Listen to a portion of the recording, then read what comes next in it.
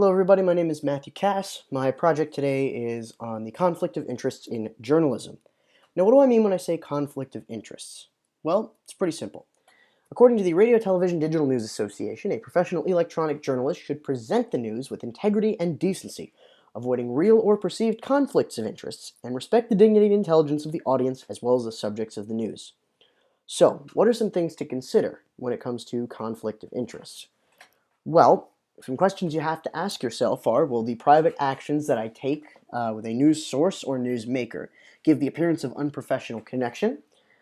Is it ever acceptable to accept gifts from a source on a story? And does the subject matter of a story benefit the reporter, the manager, or the station?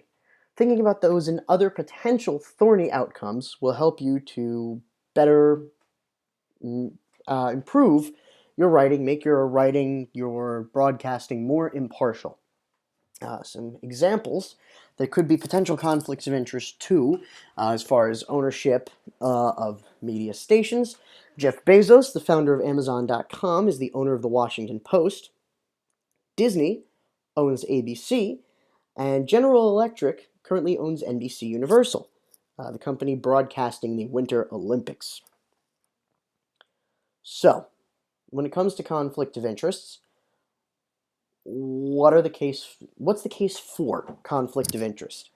And I know I'm playing devil's advocate here a little bit, but as far as the ownership of media by large companies, rich patrons, I think that there's an upside to it in an era of volatility when newspapers and TV stations and online content and radio are all finding themselves in the center of an unfavorable position to be. Having the backing of a large corporation or rich patron can't be understated. It allows you the freedom to do the reporting you need to do and the reporting that you want to do. It'll also provide resources in the event of somebody suing you over coverage that they don't like. If somebody calls you fake news and goes after you in the courts, the resources provided by having somebody backing you up can be incredibly invaluable and will help you in the long run. Now, case against. As far as ownership goes, it can cause people to think of you as corporate control, just another arm of the corporation or the patron that owns you. It may break away some of that veneer of impartiality that you own.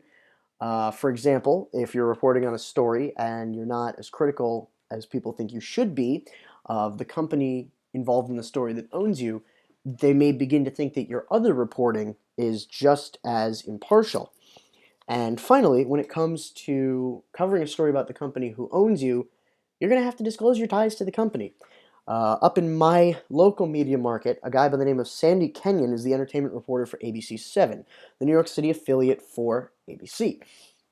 He reviews movies, and every time he reviews a movie that is owned by Disney, at the end of his review he has to say, Disney is the parent company of ABC. And as much as you don't think that would impact people's viewership of you, people's opinions of you, it definitely does. It sticks in my mind, and it probably sticks in everybody else's mind. So, my own personal opinion on the matter. I think when it comes to handling it as a journalist, you just have to be honest, sometimes brutally so. If I know that somebody is owned by a corporation, some newspaper, some TV station is owned by a corporation, I can take their coverage with a grain of salt and be a more critical and informed viewer, critical and informed listener, critical and informed subscriber. If they're lying to me about not being owned by a corporation, and that finally comes out and I see it, that would give me reason to doubt the veracity of some of their other coverage that they do. So this is just my personal opinion on the matter, but I feel that when push comes to shove, if you're honest and upfront about it, you can avoid the impropriety of a potential conflict of interest. Thank you.